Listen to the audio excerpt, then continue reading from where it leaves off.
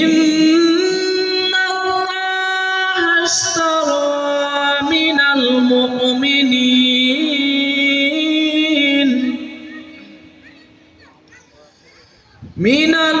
মুমিনিনা আনফুসাহুম ওয়া আমওয়ালাহুম বিআন্না লাহুমুল জান্নাহ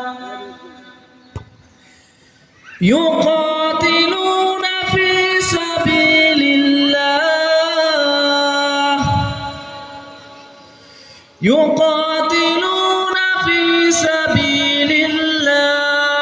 فيقتلون ويقتلون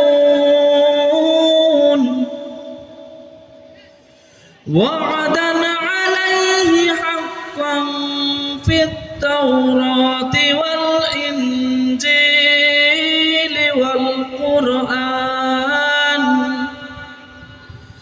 ومن أوفى بعهده من الله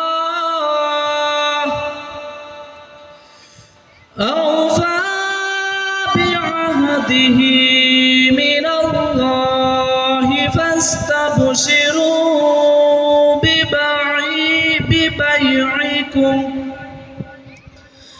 ببيعكم الذي